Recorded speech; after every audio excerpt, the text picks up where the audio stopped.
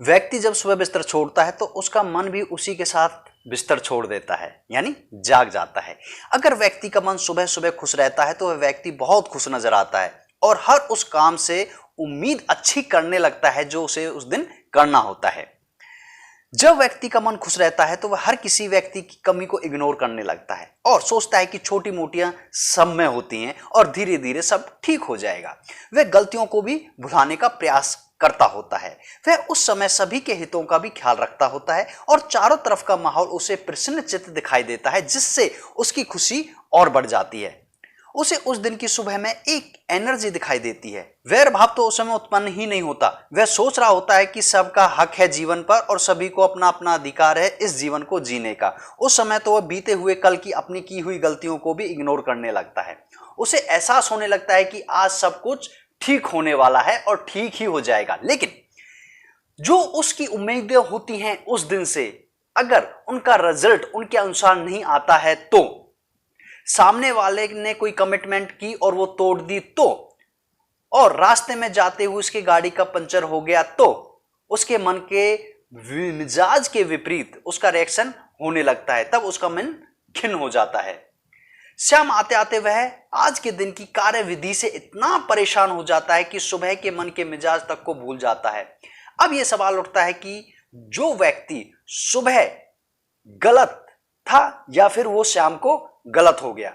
उस व्यक्ति का मन अस्थिर है, वह एक जगह पर रुकता नहीं है। उसके पीछे कारण यह है कि व्यक्ति ने जीवन की सच्चाई से दूरी बना रखी है।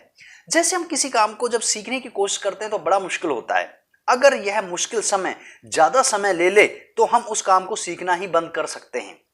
कारण यह है कि ये जो मुश्किल काम होता है या फिर समझ में नहीं आ रहा होता है, तो वहां पर एक ही दिक्कत सामने आती है कि मैं इसको करूं या छोड़ूं। ये इसलिए होता है कि काम को सीखने के पीछे उसके कारण, जो वास्तविक कारण होता है, वो लगभग हमें पता नहीं होता। यानी कि मैं इस काम को क्यों करूं और क्यों सीखूं, ये कहीं वास्तविकता से हमें हटाता है।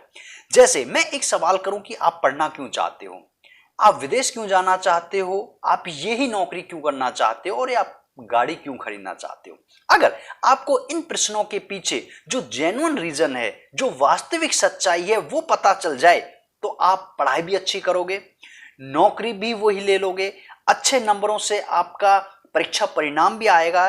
तो किसी भी काम को जब आप अपनी वास्तविकता से जोड़ लेते हैं तो आपका मन उदास नहीं होगा और ना ही ज्यादा प्रसन्न होगा, क्योंकि आप जिस तरह से अपने काम को अंजाम दे रहे हो कई हद तक उसका परिणाम आपके फेवर में ही आने वाला है। अगर ना करे, परिणाम उसके विपरीत आए, तो भी आप दुखी नहीं होंगे, क्योंकि आपने अपने काम को दिल लगाकर मेहनत करके एक जगह पर स्थिर रहकर किया है और आपको पता चल जाएगा कि आप बेहतर से बेहतरीन ही कर सकते हो, परिणाम किसी और के हाथ है। अर्थात जब आपका मन स्थिर हो जाएगा तो मन को आप ज्यादा परेशान नहीं करेगा मन आपको। लेकिन मन को स्थिर करना भी एक चुनौती का काम होता है। किसी संत के मन को देखो, ना तो वह क्रोध करते हैं, ना ज्यादा खुशी का इजहार करते हैं, काम ना होने की दशा में दुखी भी नहीं होते। उन्हें पता है कि यही जीवन है, इसे आप अपने हिसाब से दिशा तो दे सकते हो, परंतु दशा बदलेगी या नहीं ये समय के गर्त में छुपा हुआ होता है। और जो चीज देखी नहीं उसके बारे में सोचकर या फिर उसको लेकर दुखी या खुश होना अच्छी बात नहीं है, ये कोई पैमाना नहीं है, लेकिन हम लोगों ने बना रखा है। दिक्कत तभी आती है जब आप काम करते हैं और आपके पैमाने के हिसाब से वो रिजल्ट नहीं देता।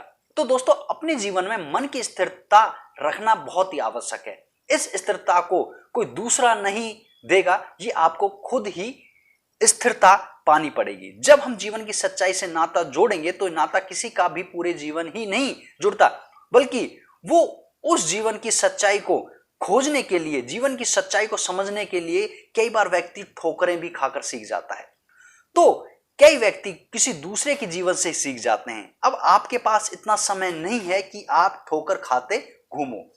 हमारे ही आसपास वो तमाम तरह के लोग हैं जिन्होंने अपने जीवन को बड़ी चुनौती के साथ जिया है। उन्होंने अपने जीवन में बहुत कुछ देखा है, नीचे से ऊपर गए हैं, ऊपर से नीचे आए हैं। वो हमारे बड़े बुजुर्ग भी हो सकते हैं और वो हमारे जानने वाले भी लोग हो सकते हैं। उन लोगों की संगत करो, कुछ समय उनके साथ लगाओ, कुछ समय उनके साथ जो आप कीमती समय अपने को कहते हो वो कीमती समय उन लोगों को दो। तब पता चलेगा कि जीवन है क्या और जीवन की सच्चाई का हमारे जीवन से संबंध क्या है, इसे कैसे जिया जा सकता है। यही बात हमें तभी पता चल पाएगी जब हम जीवन की सच्चाई से नाता जोड़ेंगे। धन्यवाद। तो दोस्तों, वीडियो कैसा लगा जाने से पहले सब्सक्राइब करना ना भूलें और बेल आइकन जरूर दबा लें ताकि आने वाले वीडियो से हमारा और आपका संपर्क बना रहे। धन्यवाद।